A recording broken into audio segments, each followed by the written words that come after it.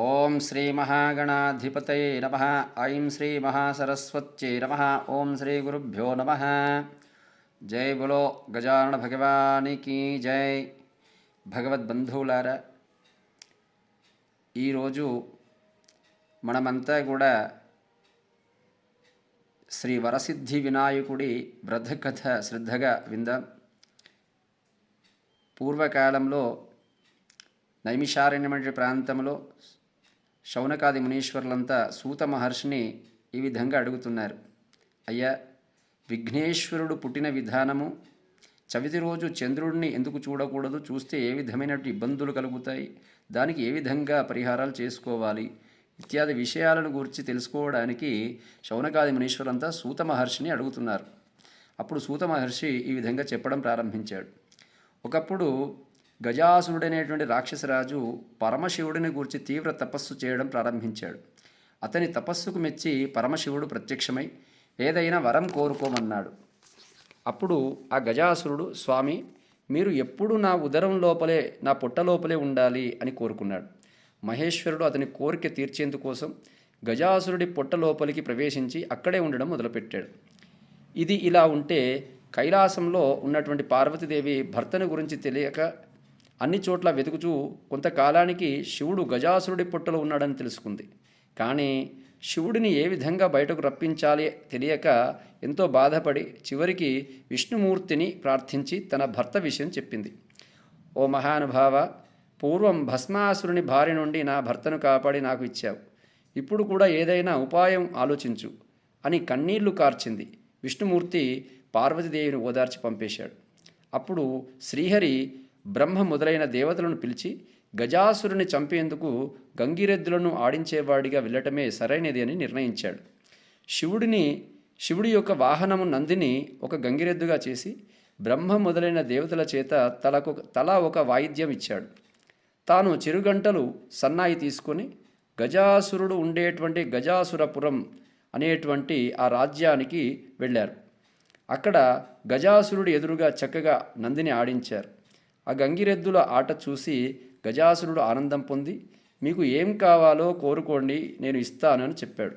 అప్పుడు శ్రీహరి, ఇది శివుడి వాహనం నంది, శివుడిని వెదికేందుకే వచ్చింది, కాబట్టి శివుడిని ఇవ్వు అని కోరాడు. ఆ మాటలకు నిర్ఘాంతపడినటువంటి గజాసురుడు గంగిరెద్దులను ఆడించేందుకు వచ్చినవాడు శ్రీహరిని తెలుసుకొని తనకు చావు తప్పదని అర్థం చేసుకున్నాడు. అప్పుడు తన పొట్టలో ఉన్న శివుడిని, నా శిరస్సు అందరికీ పూజనీయంగా ఉండాలి, నా చర్మం నువ్వు ధరించాలి అని కోరుకున్నాడు. తర్వాత తనను చంపేందుకు శ్రీహరికి అనుమతి ఇచ్చాడు. నంది తన కొమ్ములతో గజాసురుని పొట్ట చీల్చగా లోపల నుంచి శివుడు బయటకు వచ్చాడు. హరి శివుడితో, చెడ్డవారికి ఇలాంటి వరాలు ఇవ్వకూడదు, ఇస్తే పాముకు పాలు పోసినట్టే అవుతుంది అని చెప్పాడు. తర్వాత బ్రహ్మ ఇతర దేవతలకు వీడ్కోలు పలికి తాను కూడా వైకుంఠానికి వెళ్ళిపోయాడు శ్రీహరి. శివుడు కైలాసానికి వెళ్ళిపోయాడు. ఇక వినాయకుడి పుట్టుక గురించి తెలుసుకుందాం. కైలాసంలో ఉన్న పార్వతీదేవి శివుడు వస్తున్నాడనేటువంటి వార్త విని తలస్నానం చేయాలని నిర్ణయించుకొని నలుగు పిండితో ఒక పిల్లవాడిని తయారు చేసింది. అతనికి ప్రాణం పోసి గుమ్మం ముందు ఉంచింది. స్నానం చేసిన తర్వాత నగలతో అలంకరించుకొని శివుడి కోసం ఎదురు చూడడం మొదలుపెట్టింది. ఇది ఇలా ఉండగా శివుడికి లోపలికి వస్తుండడం గుమ్మంలో ఉన్నటువంటి పిల్లవాడు అడ్డు చెప్పాడు. కోపం తెచ్చుకున్నటువంటి శివుడు త్రిశూలంతో ఆ బాలుడిని కంఠం నరికేశాడు. లోపలికి వెళ్ళిన శివుడికి పార్వతీదేవి ఎదురు వచ్చి పూజించి కూర్చోబెట్టి మాట్లాడుతుండగా గుమ్మంలో ఉన్న పిల్లవాడి ప్రసక్తి వచ్చింది. అప్పుడు శివుడు తాను చేసిన పనికి బాధపడి తాను తీసుకువచ్చిన గజాసురుడి శిరస్సును ఆ బాలుడికి అతికించి ప్రాణం పోశాడు. అతనికి గజాననుడు అనేటువంటి పేరు పెట్టి పెంచుకోవడం ప్రారంభించారు. గజాననుడు కూడా భక్తితో తల్లిదండ్రుల సేవలు చేయసాగాడు. అనింద్యుడు అనే ఎలుకను వాహనంగా చేసుకుని తిరగడం మొదలుపెట్టాడు. కొంతకాలానికి పార్వతీ పరమేశ్వరులకు కుమారస్వామి పుట్టాడు. అతడు మహావీరుడు, నెమలి అతని వాహనం. ఒకరోజు దేవతలు, మునులు, మానవులు పరమేశ్వరుని సేవించి విఘ్నములకు ఒక అధిపతిని ఇవ్వండి అని కోరారు. తాను పెద్దవాడు కాబట్టి ఆ నాయకత్వం పదవి తనకే ఇవ్వాలని గజాననుడు కోరాడు.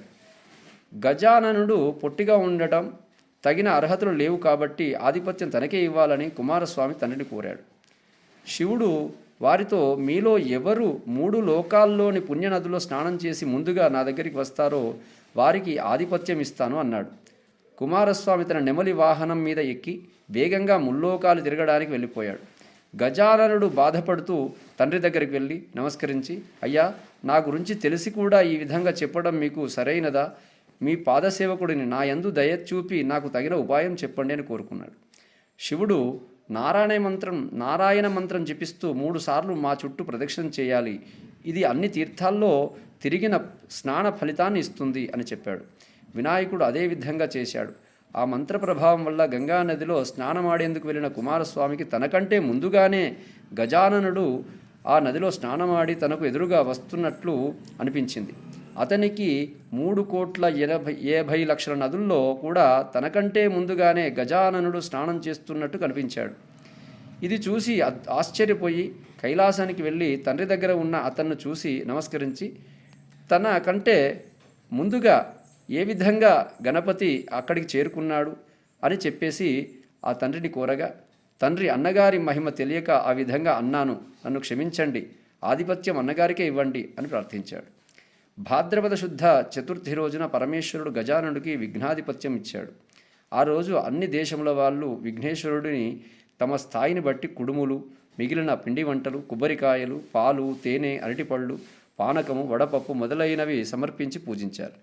విఘ్నేశ్వరుడు సంతోషపడి కుడుములు కొన్ని తిని కొన్ని తన వాహనం అనింద్యుడికి ఇచ్చి కొన్ని చేతిలో పట్టుకొని నిదానంగా సూర్యాస్తమయం అవుతుండగా కైలాసానికి వెళ్ళాడు. తల్లిదండ్రులకు నమస్కారం చేయబోగా పొట్ట భూమికి తగిలింది, కానీ చేతులు మాత్రం భూమి మీద ఆనలేదు. అతి కష్టం మీద చేతులు ఆంచిన నమస్కారం మాత్రం చేయలేకపోయాడు. ఈ విధంగా గణపతి కష్టాలు పడుతుండగా శివుడి తల మీద ఉన్నటువంటి చంద్రుడు పగలబడి ఎగతాళిగా నవ్వాడు. రాజదృష్టి సోకితే రాళ్ళు కూడా నుగ్గు అయిపోతాయి అన్న సామెత అనుసరించి వినాయకుడి పొట్ట పగిలి లోపల ఉన్న కుడుములు మొదలైనవన్నీ చుట్టుపక్కల దొర్లాయి. వెంటనే వినాయకుడు మరణించాడు. పార్వతీదేవి ఏడుస్తూ చంద్రుని చూసి, పాపాత్ముడా, నీ దృష్టి తగిలి నా కుమారుడు మరణించాడు, కాబట్టి నిన్ను చూసిన వాళ్ళు పాపాత్ములై నీలాపనిందలు పొందుతారు అని శపించింది. అదే సమయంలో సప్తమహర్షులు యజ్ఞం చేస్తూ తమ భార్యలతో అగ్ని ప్రదక్షిణ చేస్తున్నారు. అగ్నిదేవుడు ఋషి పత్నులను చూసి మోహించి మహర్షులు తనను శపిస్తారేమో అనే భయంతో రోజురోజుకు బలహీనంగా మారిపోతూ ఉండడం ఆరంభించాడు. అది అగ్ని భార్య స్వాహాదేవి గ్రహించి అరుంధతి రూపం తప్ప మిగిలిన ఋషిపత్నుల రూపం ధరించి భర్తకు సంతోషం కలిగించింది. ఋషులు తమ భార్యల రూపంతో ఉన్న స్వాహాదేవిని చూసి తమ భార్యలే అనుకుని భ్రమపడి వారిపై కోపం తెచ్చుకున్నారు. పార్వతి ఇచ్చిన శాపం ఫలితంగానే ఋషిపత్నులకు ఈ నీలాపనిందలు కలిగింది. దేవతలు, మునులు, ఋషిపత్నులు ఈ నీలాపనిందలను గూర్చి పరమేష్ఠికి తెలియజేశారు. అతడు సర్వజ్ఞుడు కావడంతో అగ్నిదేవుడి భార్య ఋషిపత్నుల రూపంలో దాల్చిందని తెలుసుకొని సప్త ఋషులకు సమాధానపరిచి వారితో కూడా తను కైలాసానికి వెళ్ళి ఉమామహేశ్వరులను సేవించి చనిపోయిన విఘ్నేశ్వరుని బతికించాడు. దాంతో పార్వతీ పరమేశ్వరులు ఎంతో సంతోషించారు. అప్పుడు దేవతలు మిగిలిన వాళ్ళు, పార్వతి, నువ్వు ఇచ్చిన శాపం వల్ల అన్ని లోకాల్లో ఉన్న వారికి కీడు జరుగుతోంది, కాబట్టి దానిని ఉపసంహరించు అని ప్రార్థించాడు. వారి ప్రార్థనలకు సంతోషించిన పార్వతి సంతోషంతో కుమారుని దగ్గరకు తీసుకుని ముద్దాడి, ఏ రోజున వినాయకుణ్ణి చూసి చంద్రుడు నవ్వాడో ఆ ఒక్కరోజు మాత్రమే చంద్రుడిని చూడకూడదు అని చెప్పింది. అప్పుడు బ్రహ్మ మొదలైన దేవతలు సంతోషిస్తూ తమ నివాసాలకు వెళ్ళిపోయారు. భాద్రపద శుద్ధ చతుర్థిలో మాత్రం ఈ విధంగా కొంతకాలం గడిచింది. చంద్రుని చూడకూడదు, జాగ్రత్త తీసుకుని సుఖంగా ఉండాలి. భాద్రపద శుద్ధ చతుర్థిలో మాత్రం చంద్రుడు చూడకుండా జాగ్రత్త తీసుకుని సుఖంగా ఉండాలి. ఈ విధంగా కొంతకాలం గడిచింది. ద్వాపరయుగంలో ద్వారకావాసి అయిన శ్రీకృష్ణుడు నారదుని దర్శించి ప్రార్థించి మాట్లాడుతుండగా, స్వామి, సాయంకాలం అయింది, ఈరోజు వినాయక చతుర్థి కాబట్టి పార్వతీదేవి శాపం వల్ల చంద్రుడిని చూడకూడదు, నేను కూడా ఇంటికి వెళ్తాను అని అనుమతించండి అని గతంలో జరిగినదంతా చెప్పి స్వర్గానికి వెళ్ళిపోయాడు నారదుడు. అప్పుడు శ్రీకృష్ణుడు ఆ రోజు రాత్రి చంద్రుడిని చూడకూడదని పట్టణంలో చాటింపు వేయించాడు. శ్రీకృష్ణుడు క్షీరప్రియుడు కావడంతో ఆ రోజు రాత్రి ఆకాశం వైపు చూడకుండా పశువుల శాలకు వెళ్ళి పాలు పితుకుతూ పాలలో చంద్రుని ప్రతిబింబం చూసి, ఆహా, నాకు ఎలాంటి ఆపద రానున్నదో అని అనుమానించడం ప్రారంభించాడు. కృష్ణుడు అతనికి కొన్నాళ్లకు సత్రాజిత్తు సూర్యవరంతో శమంతకమణిని సంపాదించి శ్రీకృష్ణుని చూడడానికి ద్వారకు వచ్చాడు. శ్రీకృష్ణుడు అతనికి మర్యాద చేసి ఆ మణిని తనకు ఇవ్వమని అడిగాడు. అప్పుడు ఆ సత్రాజిత్తు, ఇది రోజుకు 8 బారువుల బంగారం ఇస్తుంది, దానిని ఆప్తునికైనా ఏ తెలివి తక్కువవాడు ఇవ్వడు అన్నాడు. శ్రీకృష్ణుడు ఊరుకున్నాడు. ఒకరోజు సత్రాజిత్తుని తమ్ముడు ప్రసేనుడు శమంతకమణి కంఠానికి ధరించి వేటాడేందుకు అడవికి వెళ్ళగా అక్కడే ఒక సింహం ఆ మణిని మాంసం అనుకుని ప్రసేనుని చంపింది. ఆ సింహం ఆ మణిని తీసుకుపోతుండగా ఒక భల్లూకం, ఒక ఎలుగుబంటి ఆ సింహాన్ని చంపి ఆ మణిని తీసుకొని తాను ఉండే కొండ బిలానికి వెళ్ళి తన కుమార్తె జాంబవతికి ఆట వస్తుగా ఇచ్చింది. మరునాడు సత్రాజిత్తు తమ్ముడి మృతివార్త విని నేను ఆ మణిని ఇవ్వలేదు కాబట్టి శ్రీకృష్ణుడు నా తమ్ముడిని చంపి రత్నం అపహరించాడు అనే తన పట్టణంలో చాటింపోయించాడు. శ్రీకృష్ణుడు అది విని ఆ రోజు పాలలో చంద్రుని చూసినందువల్లే ఈ నింద వచ్చింది అని భావించి దానిని తొలగించుకునేందుకు బంధుమిత్రులతో కలిసి అరణ్యంలో వెతకగా ఒకచోట ప్రసేనుడి కలయబరం, సింహపు కాలి జాడలు, భల్లూకం కాలిజాడ కనిపించాయి. వాటిని అనుసరించిపోతూ ఒక పర్వత గుహద్వారంలో పరివారాన్ని వదిలి తానొక్కడి లోపలికి వెళ్ళి అక్కడ ఉయ్యాల కట్టబడి ఉన్న మణిని తీసుకొని తిరిగి వచ్చుచుండగా అది చూసి వింత మనిషి వచ్చాడు అంటూ జాంబవతి కేకలు వేసింది. అంతలో జాంబవతుడు రోషంగా అక్కడికి వచ్చి అరుస్తూ గోళ్లతో గుచ్చుతూ శ్రీకృష్ణుడిపై యుద్ధం ప్రారంభించాడు. శ్రీకృష్ణుడు అతడిని కింద పడదోసి భీకర యుద్ధం ప్రారంభించాడు. ఆ విధంగా మొత్తం 28 రోజులు పోట్లాడారు. చివరకు జాంబవతుడు శక్తిహీనుడై తనతో పోట్లాడకు దిగినవాడు రావణ సంహారి అయినటువంటి శ్రీరామచంద్రుడే అని అర్థం చేసుకుని నమస్కరించి, దేవాదిదేవ, ఆర్ధజన రక్షక, నిన్ను త్రేతాయుగంలో రావణాది దుష్టరాక్షసులు చంపేందుకు వచ్చిన శ్రీరామచంద్రుడని అర్థం చేసుకోలేకపోయాను. అప్పుడు నన్ను మీరు ఒక వరం కోరుకోమన్నారు. నేను తెలివి తక్కువగా మీతో ద్వంద్వ యుద్ధం చేయాలని కోరుకున్నాను. త్వరలో అది జరుగుతుందని మీరు నాకు చెప్పారు.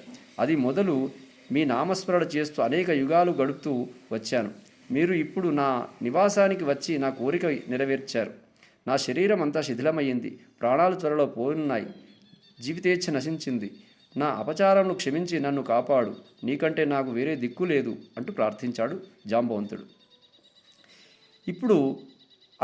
అప్పుడు శ్రీకృష్ణుడు దయతో జాంబవంతుడు తన చేత్తో నిమిరి, జాంబవంత, శమంతకమణిని దొంగిలించానని నాపై వచ్చిన అపనింద తొలగించుకోవడం కోసమే వచ్చాను, కాబట్టి మణిని నాకు ఇవ్వు, నేను వెళ్ళిపోతాను అని చెప్పాడు. అప్పుడు జాంబవంతుడు శ్రీకృష్ణునికి మణితో పాటు తన కుమార్తెను కూడా ఇచ్చాడు. అలా ఆలస్యం వల్ల ఆందోళన చెందుతున్నటువంటి బంధువులతో, సైన్యంతో, మణితో, జాంబవంతుతో కలిసి తన నగరానికి వెళ్ళాడు. సత్రాజిత్తును పిలిపించి అందరినీ పిలిచి జరిగిందంతా వివరించి మణిని ఇచ్చాడు. అప్పుడు సత్రాజిత్తు, అయ్యో, లేనిపోని నింద మోపి దోషానికి పాల్పడ్డాను అని విచారించాడు. మణితో పాటు తన కుమార్తె సత్యభామను కూడా ఇచ్చి తన తప్పు క్షమించమని వేడుకున్నాడు. శ్రీకృష్ణుడు ఒక శుభముహూర్తంలో జాంబవతి సత్యభామను వివాహమాడి అప్పుడు దేవతలు, మునులు శ్రీకృష్ణుడిని స్తుతించి, మీరు సమర్థుడు కాబట్టి నీలాపనిందలు పోగొట్టుకున్నారు, మాలాటి వారు ఏమి చేయగలరు అని ప్రార్థించారు. అప్పుడు శ్రీకృష్ణుడు భాద్రపద శుద్ధ చతుర్థిలో ప్రమాదవశత్తు చంద్రుని దర్శించినట్లయితే గనక ఆ రోజు గణపతిని పూజించి శమంతకమణి కథను విని పూజాక్షతలు తలపై వేసుకున్నట్లయితే నీలాపనిందలు పొందకుండా ఉంటారు అని చెప్పాడు. దాంతో దేవతలు, మునులు సంతోషించి తమ ఇళ్లకు వెళ్ళిపోయారు. ప్రతి సంవత్సరం భాద్రపద చతుర్థిలో దేవతలు, మహర్షులు, మానవులు మొదలగు వారు గణపతిని పూజించి తమ కోరికలు నెరవేర్చుకుని ఆనందంగా ఉన్నారని శాప విమోక్ష విధానం శౌనకాది మునులకు వివరించి తర్వాత మాతా మహాముని తన ఆశ్రమానికి వెళ్ళిపోయాడు. జై బలో గజానన భగవానికి.